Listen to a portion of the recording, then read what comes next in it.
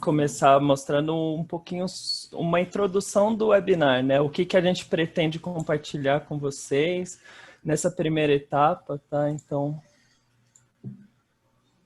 compartilhando aqui a minha tela.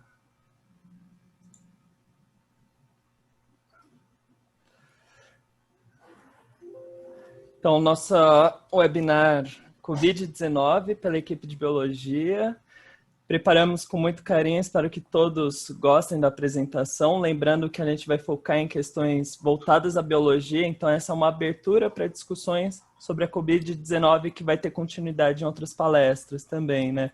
Quem está participando aqui são os professores de cada ano de biologia, Paiva, Cris, Tati, e, bom, eu vou estar mediando as perguntas também aqui no apoio. E o Paiva, ele vai começar o webinar falando do surgimento do inimigo, né? Como que os vírus chegam até as pessoas. E o foco dessa apresentação do Paiva vai ser sobre questões filogenéticas e epidemiológicas, tá? O que vai ser abordado na sequência aí do que o Paiva vai falar vai ser qual é a origem de SARS-CoV-2, falando um pouquinho sobre origens de vírus em gerais, vírus que causam doenças em humanos, filogenia do coronavírus comparando com outras espécies de coronavírus, questões ambientais relacionadas à emergência do vírus, o surgimento, epidemiologia de Covid, uma comparação entre o que é uma epidemia, endemia, pandemia, algumas curvas e gráficos também relacionados ao contágio, né, a forma das curvas, o que é o tal achatamento da curva. Depois disso, as diferentes formas de contágio, os diferentes tipos e usos de máscara, a importância delas, e a finalização da apresentação do Paiva vai ser com questões culturais e comportamentais relacionadas ao risco da pandemia geral. Então, só queria destacar aqui para vocês que essa pequena introdução que eu estou fazendo é só para mostrar o que vai ser tratado durante a apresentação, para que vocês já saibam que algumas perguntas que vocês fizeram durante esse período pré-webinar vão ser contempladas aqui, tá? Então, durante a apresentação, várias perguntas vão ser respondidas. Atentem-se que vocês devem, talvez, esperar o momento da apresentação para ver se a pergunta que vocês estão se fazendo vai ser respondida durante a apresentação, para não antecipar uma possível pergunta. Lucas, tá? Oi? Coloca a tela cheia, por favor. O pessoal está vendo a mesma tela que a gente, senão não está enxergando nada. Ah, tá. Onde que eu vou aqui? Porque essa é a minha apresentação de slides, não sei como colocar a tela cheia. Aqui? Não é. É do lado. Não, acho que... Que estranho. Porque... Do lado, bom. Então vamos, você vai perder tempo. Tá. Vamos ver se é assim mesmo. A Cris, ela vai seguir com a apresentação sobre o dormindo com o inimigo, tá? Então, há questões mais patológicas e fisiológicas do Covid, como se vive e se morre com o vírus no nosso corpo. Vai ser uma pegada bem curso da Cris mesmo, de fisiologia. Desenvolvimento dos sintomas, diferentes manifestações das Covid, os 6 tipos de Covid, manifestações brandas e assintomáticas, o que são os grupos vulneráveis, as formas graves e risco de morte, tratamentos, o que antivirais, corticoides e anticoagulantes estão relacionados com possíveis tratamentos de Covid-19, e também vai finalizar a apresentação com sequelas causadas pela Covid. E a Tati, ela vai seguir com uma última sessão aqui, convivendo com o inimigo, como que eu me curo e evito que eu me contagie. Os mecanismos celulares de interação com vírus, então é uma pegada muito mais celular, molecular e também imunológica. Vai começar falando sobre a penetração do vírus na célula, a comunicação celular e as proteínas envolvidas com a entrada do vírus dentro do nosso sistema. O que é o teste de PCR, que está diretamente relacionado com a penetração do vírus, como que o sistema imunológico reage, e vai fazer uma comparação de imunidade humoral, celular, inata e adquirida, tá? Depois do teste de sorotipo, que está relacionado com o sistema imunológico, seguindo para imunidades individual e de rebanho relacionadas à Covid-19, fazer essa comparação e a importância de cada uma. E vai encerrar falando da vacina, tá? Os diferentes tipos de vacina, como cada uma é criada, como cada uma age, a sequência na produção de vacinas, o grau de proteção de cada uma. E vamos terminar aqui o nosso webinar falando um pouquinho desse tema da vacinação da população brasileira, tá? E essa vai ser a primeira parte do webinar. Em sequência, a gente vai fazer uma pequena pausa, vamos dizer quanto tempo depois, mas gostaria que vocês mandassem perguntas pelo chat. Vocês podem continuar mandando perguntas pelo formulário que a gente divulgou nos diferentes cursos de biologia. Vou fazer esse papel de ficar compilando as perguntas para apresentar na segunda etapa, tá? Então, mandem perguntas para a nossa discussão na segunda etapa. Tá? Compartilha, Lucas, por favor. Pronto. Passo a palavra para os professores agora. Bom dia, pessoal. Então, eu vou começar a falar com vocês, mas antes eu gostaria de fazer assim, alguns comentários iniciais. O objetivo dessa palestra é falar um pouco da pandemia, da generalidade, abrangência da pandemia, dentro do escopo do ensino médio. Então, a nossa vontade é de pegar diferentes abordagens, até que tem um pouco a ver com o curso de cada um, e falar sobre a pandemia. Então, o nosso lugar de fala é um lugar de fala de divulgação científica, é um lugar de fala de educação. Nós não temos a pretensão de falarmos como médicos ou epidemiologistas ou imunologistas, não teria sentido. Então, a nossa pegada é uma pegada de a gente fazer uma revisão de uma literatura de divulgação especializada, e a ideia é transformar isso em um modo palatável para vocês, para que vocês se sintam, inclusive, à vontade a perguntar, porque não dá para perguntar sobre uma coisa que é muito técnica, muito, né? Agora, nós preparamos, então, essa parte aqui. Eu vou falar um pouquinho sobre a parte ambiental. Gente, mais uma vez a gente falando do tal do novo coronavírus, né? Na verdade, para a gente já não é um novo, ele já está velho, né? Já ninguém aguenta mais ouvir falar dele. Mas para a ciência ele é novo.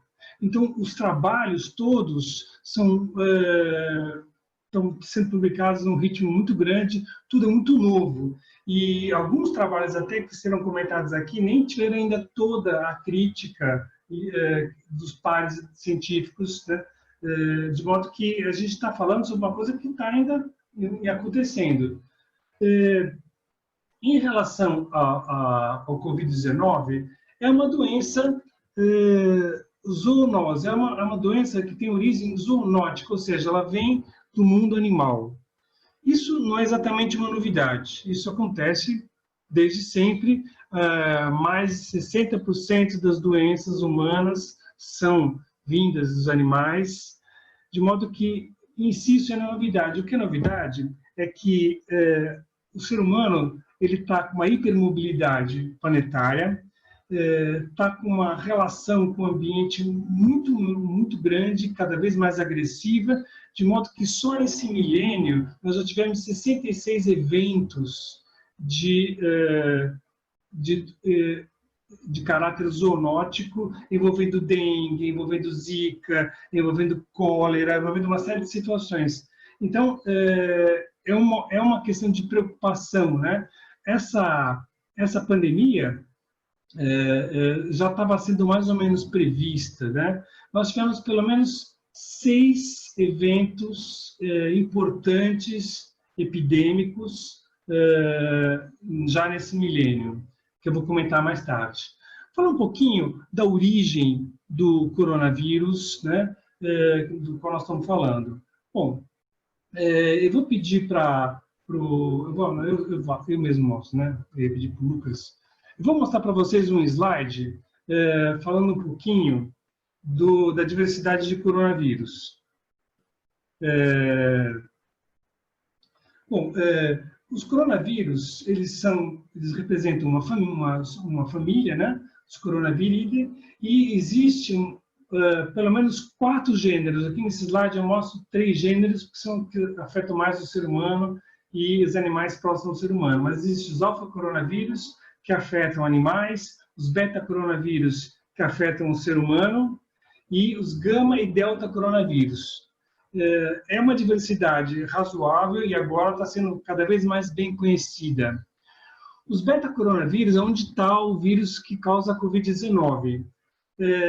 Nesse grupo existem 3 vírus que causam problemas ao ser humano, que são as doenças conhecidas já como a síndrome respiratória do Oriente Médio, a MERS, né? A SARS de 2003, que acometeu ali também a região da China, depois a Coreia e Canadá, e depois a Covid-19, que é uma pandemia. Bom, existem mais 4 vírus, beta-coronavírus, que têm causado resfriados para a humanidade já há um certo tempo, e não tem grande importância patológica. Mas eles estão circulando já há um bom tempo. Bom, como é que foi a origem, né, em si desse vírus SARS-CoV-2 e também dos outros que causam grandes problemas, né?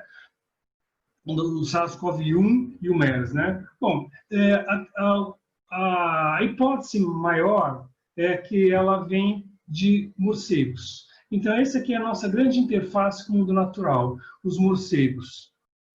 Particularmente esse morcego ferradura, o Rhinopus, que é bastante comum em toda a Europa, e é um gênero bastante comum em toda a Europa e também na Ásia. Mas o mundo tem 1.400 espécies de morcego e espalhadas, é um grupo cosmopolita.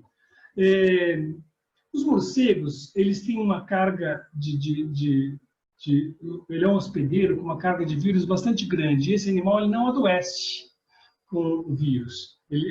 Assim como muitos animais que são hospedeiros não adoecem, como, sei lá, você pega balde de Chagas, né? Os hospedeiros naturais também não adoecem, né? Então, alguns hospedeiros podem adoecer, mas, em geral, para eles serem bons depósitos, né, da doença, eles não podem adoecer. Bom, nesse slide aqui eu mostro para vocês qual é a hipótese sobre a transferência desse vírus para a espécie humana. O morcego é o principal depósito. E acredita-se que o morcego ele passou, né? Por exemplo, a SARS-CoV-1 provavelmente passou para as civetas, que é uma espécie de animal, é um mamíferozinho, parente do mangusto, parece um gato. Esse animal ele é bastante comum na Ásia.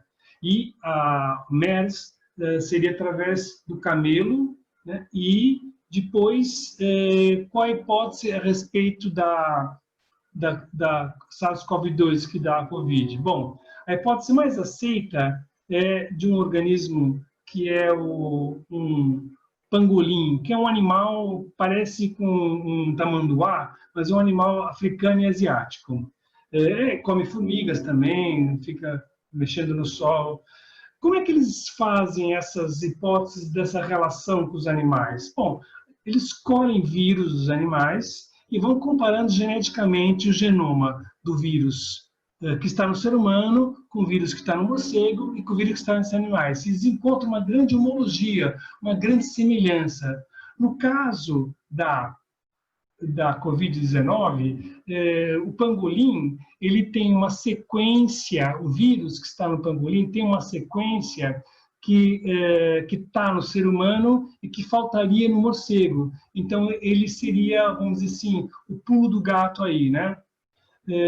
Agora, como que esses animais todos passam para o ser humano, né? Bom, então, assim, a primeira coisa, se falou do mercado de Wuhan, no sudoeste da China. No sudoeste da China. Bom, na China existe essa prática de comer animais selvagens, né? Weiwei, né? E a quantidade de animais é realmente muito grande. E essa tradição da China, ela se fortaleceu depois da Revolução do Mao Tse-tung, quando houve uma fome um pouco aumentada. As fazendas do governo não davam conta da alimentação, e aí o governo resolveu autorizar pequenas propriedades a cultivarem fazerem criação de cobra, de sapos, várias criações de pequenos animais selvagens, e esse mercado ele se intensificou bastante na China. Existe uma série de mercados na China e existe uma certa confusão, né? Os mercados úmidos, chamados mercados úmidos na China, eles são bastante numerosos e eles não são necessariamente mercados onde se vende animais selvagens. Pode ser e pode não ser. No caso, o mercado de Wuhan é um mercado de peixes, mercado de frutos do mar, mas também tinha uma seção que vendia uma quantidade muito grande de animais selvagens. Esses mercados úmidos podem ser bastante higiênicos ou não necessariamente higiênicos. Nesse sentido, eu preciso chamar a atenção para o fato de que isso também criou um certo preconceito em relação à China, com relação às suas práticas alimentares. A gente tem que ser um pouquinho cuidadoso em relação a isso, porque o fenômeno de contaminação entre espécies, ela não é exclusiva da China, ela é só mais abundante na China. Então, a gente não deve qualificar as práticas alimentícias da China só porque houve essa situação lá, né? Aqui coloquei uma fala de um economista chinês, né? Então, ela quer, enquanto o Ocidente valoriza a liberdade e os outros direitos humanos, o povo chinês vê a comida como sua necessidade primária, porque passar fome é uma grande ameaça, uma parte inesquecível da memória nacional. Embora a alimentação não seja um grande problema para os chineses hoje em dia, comer novos alimentos, ou carne, órgãos ou partes de animais ou plantas, se tornou uma medida de identidade para algumas pessoas. Então, o recente progresso e aumento de riqueza da China, ela foi acompanhada em muitos lugares de um aumento do consumo de carne de animais selvagens. Começou a ser status em muitos lugares comer esses tipos de animais. E também o uso de animais ou partes dele para fins médicos. Isso ficou bastante aumentado. Na China existe muita crítica em relação a isso, muito debate em relação a isso, e o episódio da SARS, em 2003, já levantou essa questão na China, e agora, recentemente, essa questão está muito mais intensa. Não se pode falar num vírus chinês, gente, isso é preconceito, né? Bom, agora, a questão da pandemia, já se tinha muito medo disso, né? Eu vou até citar, né, um livro, A Síndrome da China, não confundir com um filme de Hollywood, onde esse jornalista japonês, especializado nesse assunto, que passou muito tempo na China, ele fez um alerta dizendo que a Organização Mundial de Saúde não tinha capacidade para prever uma pandemia antes de que ela tivesse ocorrido.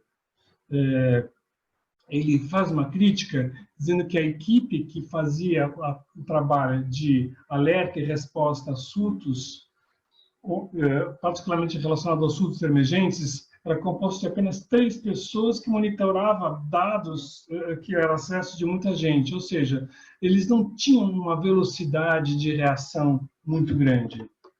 Bom, agora eu vou comentar rapidamente, né, os 6 maiores eventos epidêmicos desse século, né? Então, primeiro, eu comentaria a SARS, né, em 2002, 2003, depois a influenza H1N1, que afetou 214 países, já foi uma pandemia, depois a epidemia da MERS, 2012, 2013, uma série de ocorrências do ébola, ou ebola na África, a Zika no Brasil em 2015, e agora, em 2009, nós temos a terceira epidemia do coronavírus, que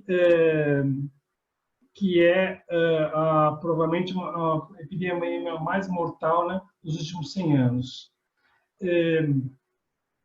A primeira vez que a humanidade lida, né, com uma epidemia dessa natureza, dessa importância, né? A gente tem que pensar um pouquinho nas causas ambientais. Então, eu vou sair dessa história da promiscuidade alimentar ou de relação animal, promiscuidade no sentido mais largo da palavra, da China, e vou falar um pouquinho da relação geral com a natureza e mostrar um pouquinho, né, da questão, por exemplo, de como que as perturbações ambientais podem estar relacionadas, né? Então, eu diria que, por exemplo, na Amazônia, já se sabe há muito tempo que uma série de fenômenos tem aumentado a quantidade de doenças nas regiões de maior contato, né? Então, por exemplo, na Amazônia já temos há muito tempo dengue, zika, chikungunya, malária, a febre aeropuche, a febre maiaro, febre amarela. Isso só para falar de doenças transmitidas por insetos, né?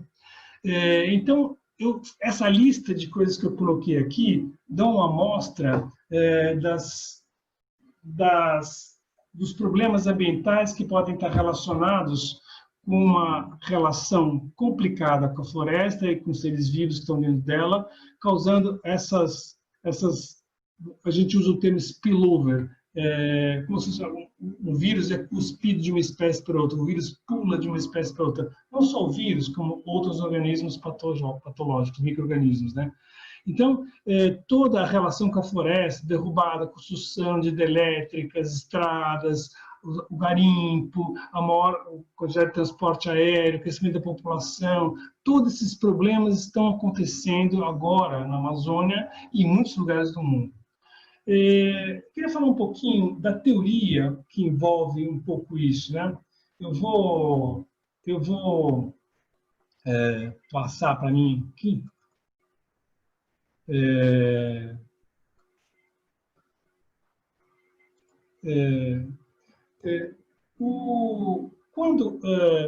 Quando o ser humano ele altera o ambiente natural, ele cria ali uma zona de atrito. Eu queria falar um pouquinho dessa zona de atrito e como isso pode contribuir para esse spillover de vírus ou outros patógenos, né?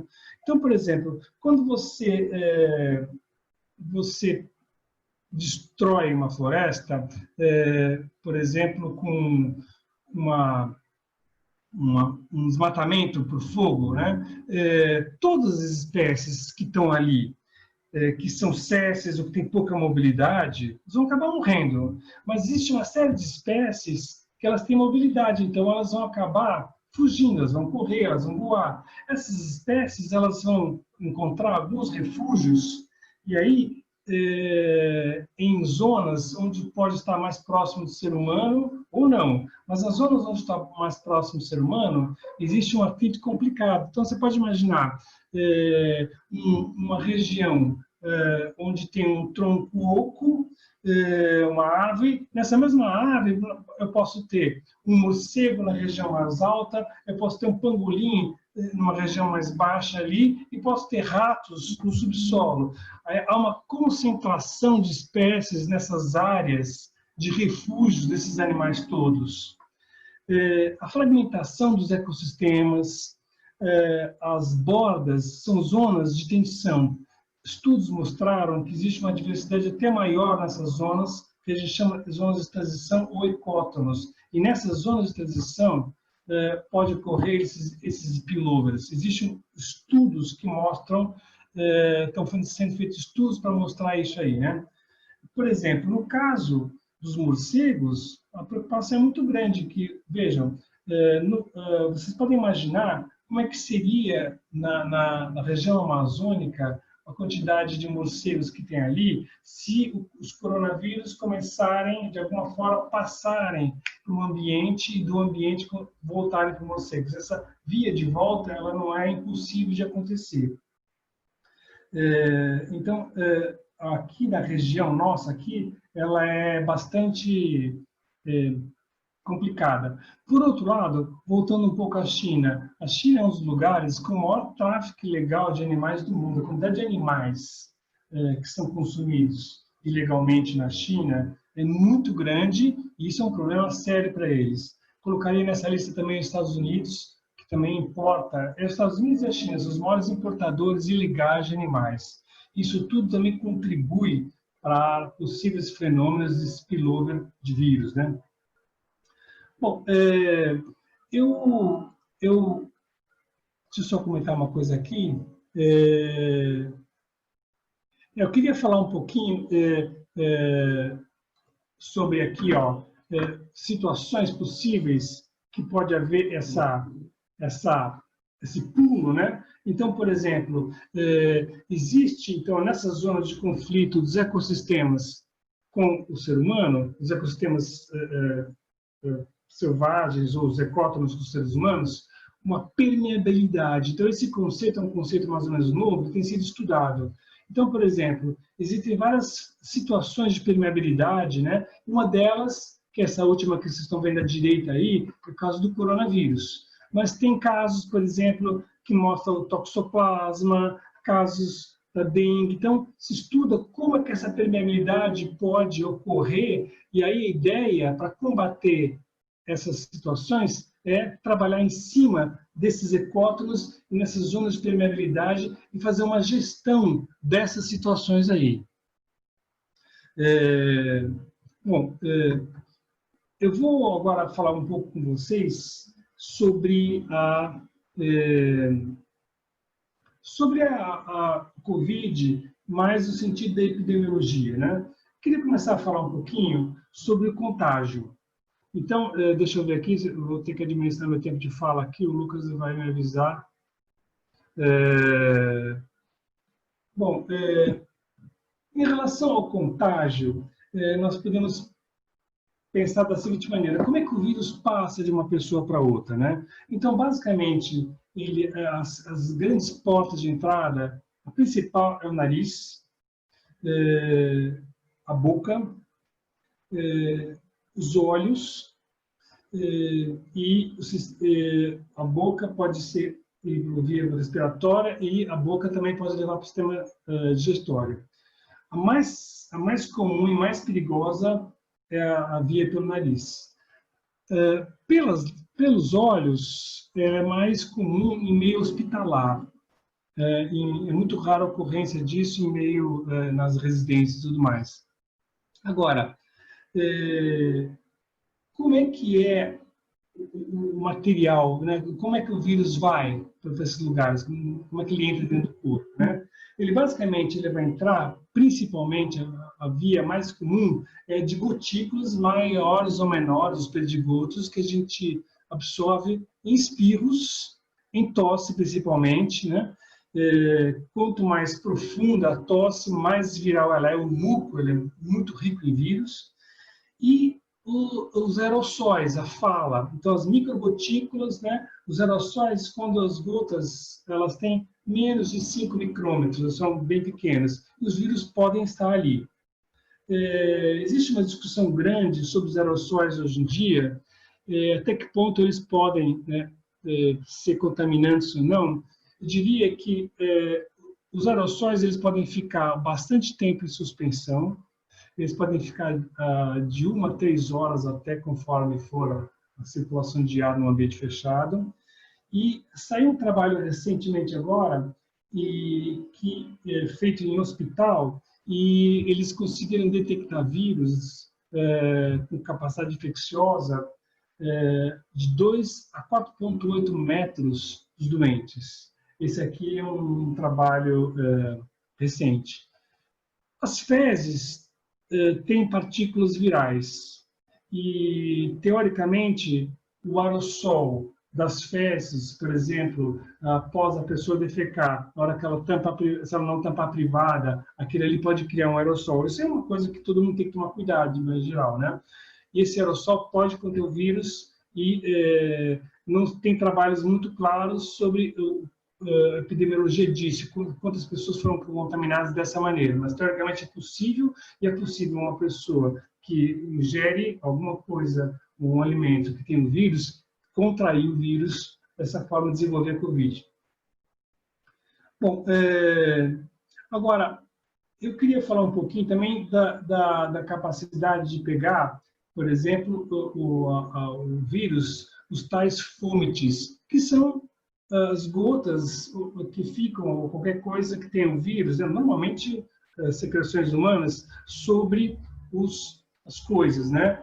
De fato, o vírus sobrevive bastante tempo, né, nessas superfícies,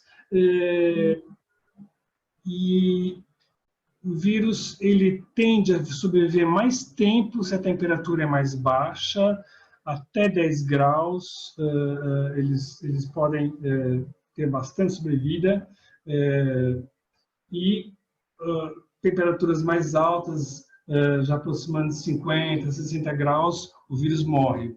Agora, eu tenho aqui um slide de um trabalho mais ou menos recente sobre a sobrevivência dos vírus nesses ambientes aqui.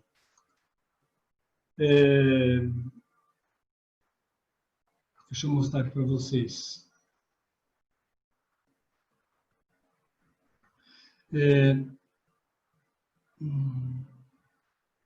Aqui.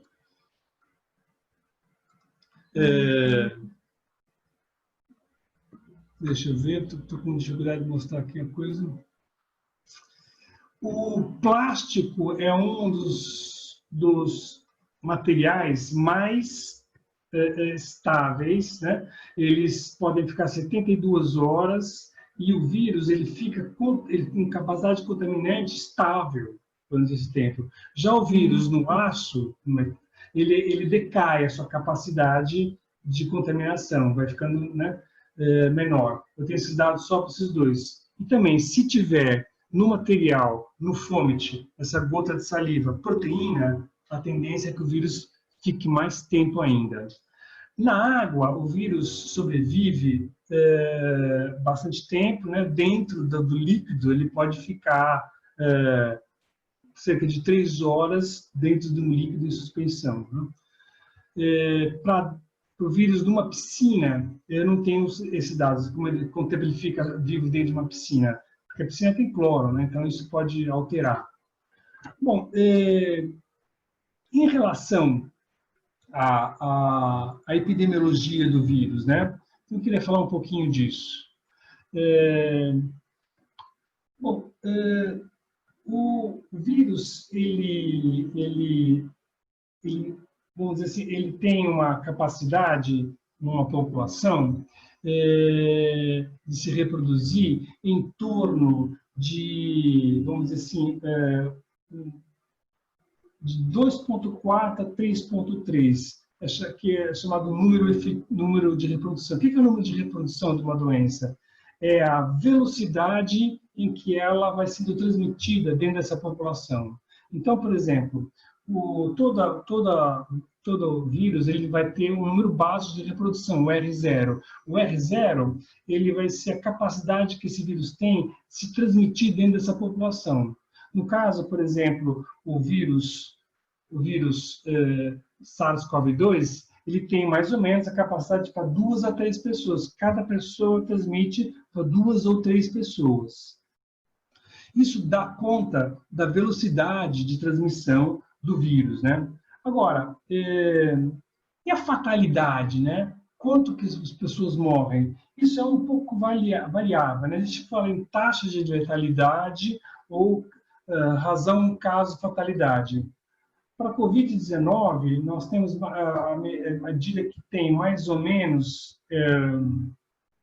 em consenso é de 0,5% a 2%, mas isso pode ser variável conforme algumas condições, essas condições são tanto variáveis, né?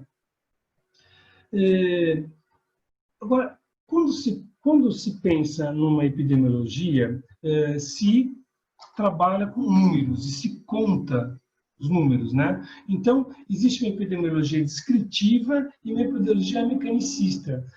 Hoje em dia se pratica muito a epidemiologia mecanicista. Se vê quais são os fatores e coloca esses fatores para interagir e se faz previsões. Bom,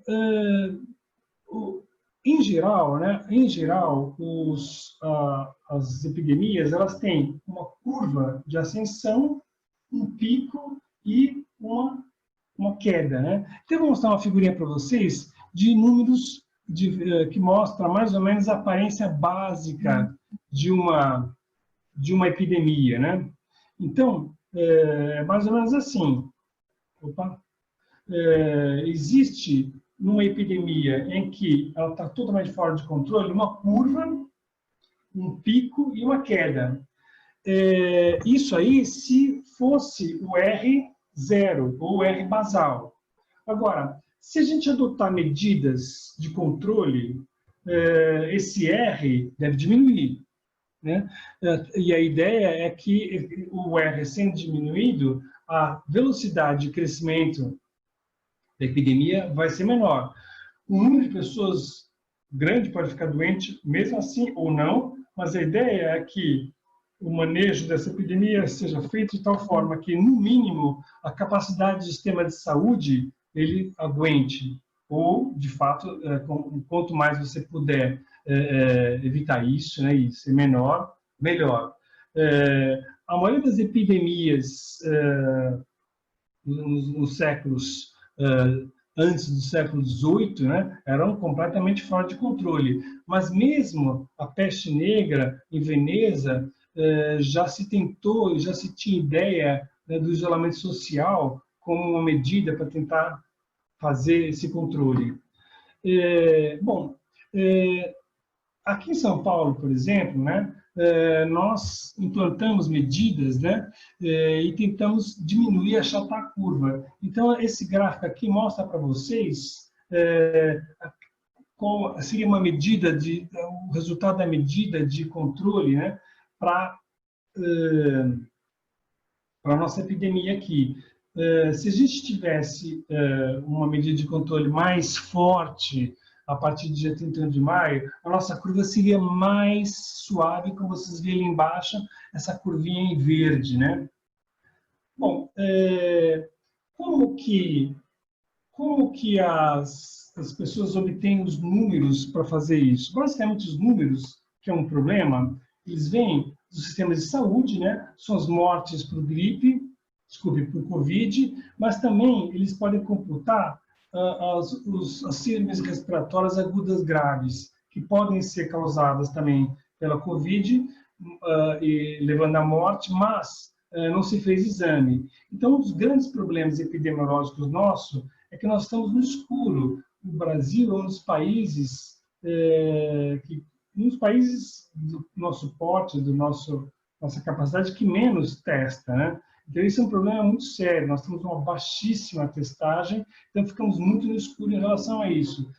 Para se ter alguns dados também, se utiliza a associação de cartórios de pessoas naturais. Então, se tenta ver qual é a diferença do ano de 2019 a 2018 de mortes por síndromes respiratórias agudas graves e compara com a de hoje e tenta agregar esses dados e fazer projeções.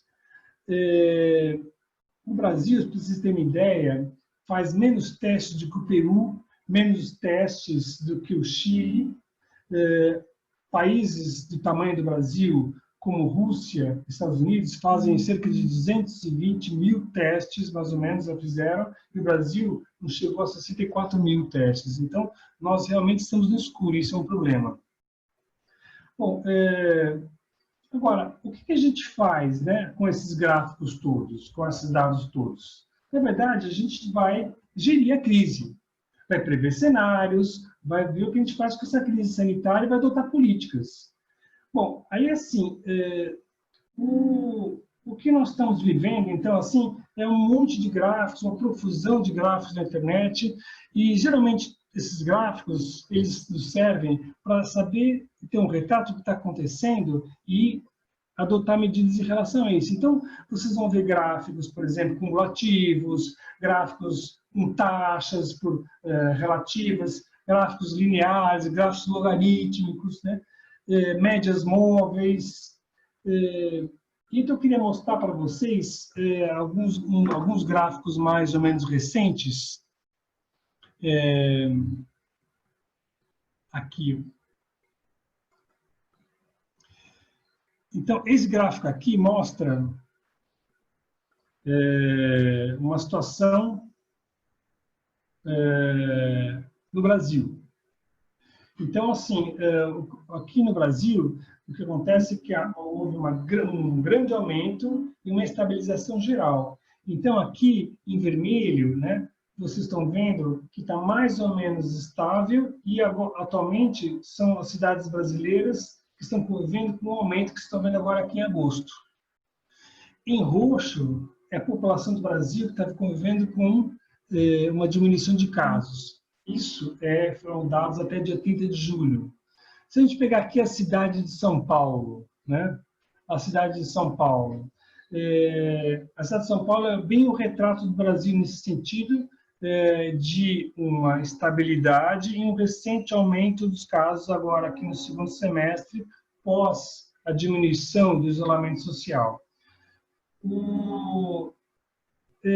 Nós atualmente estamos com um índice de reprodução em torno de 1,14 aqui na cidade de São Paulo. Já estivemos em julho, meio de julho, com 0,85 de índice de reprodução. Ou seja, em julho, cada 100 pessoas só conseguiram transmitir para 85 pessoas. Hoje não. A cada 100 pessoas transmitem para 114 pessoas. Se a gente comparar o Brasil com outros países, né, essas curvas aqui que eu estou mostrando para vocês são todas médias móveis, né? Então, vocês veem que o Brasil, por exemplo, aqui no alto, ele tá numa situação de platô, né? Parecido com, por exemplo, o México, os Estados Unidos, enquanto se vocês compararem, por exemplo, com a Itália, ali à direita, com o Reino Unido, com a França, todos eles já estão vivendo uma queda na quantidade, né? Já estão aí numa exponencial negativa.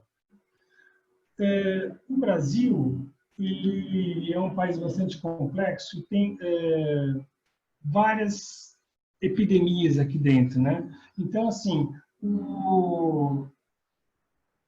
começou nas grandes capitais, depois foi interiorizando. E hoje em dia é interessante que está mostrando como se fosse uma segunda onda. Essa interiorização, ela tem uma velocidade 5 vezes maior do que o crescimento nas capitais. Isso é uma coisa incrível no Brasil, né? As viagens do Brasil contribuíram para isso. Oi? Desculpa interromper a apresentação, só queria avisar que já passou de mais ou menos 30 minutos, tá? Se der para ir finalizando, muito obrigado. Então, eu vou só falar um pouquinho. Bom, só para pensar um pouquinho, né? Nós lidamos com a epidemia basicamente com isolamento social, maior ou menor, chegando a lockdown ou não. Trabalhamos com medidas de proteção individual, trabalhamos com governança. E todas essas coisas têm uma série de delicadezas, uma série de complicações, que a gente pode até falar um pouquinho na discussão. Agora, uma coisa importante que a gente deve discutir é a questão da reabertura em função da epidemia. Quando que reabrir? Qual é o nosso indexador? Qual vai ser a nossa medida que a gente vai pegar no meio científico para poder resolver isso, né? Então, seria a baixa incidência continuada, seria um R menor que 1, né? Então, por exemplo, fazer... agora aqui a Garret falou em incidência por 100 mil, né? Dizendo que um caso a cada 100 mil seria interessante. Hoje, só na capital nós temos 19 casos por 100 mil. No estado de São Paulo, 21 casos por 100 mil. No Distrito Federal, 65 casos por 100 mil. Então, nós estamos numa situação bastante complicada, né? Bom, para não tomar o tempo dos meus colegas, a gente pode conversar sobre questões sobre máscara, que eu não acabei não falando. Eu queria também falar um pouquinho porque alguns países deu certo e outros países não deu certo. Mas a gente pode voltar a esse tema na discussão. Então, eu queria passar a palavra para a Cris, que vai falar da patologia. Obrigado, gente. A gente volta a falar depois.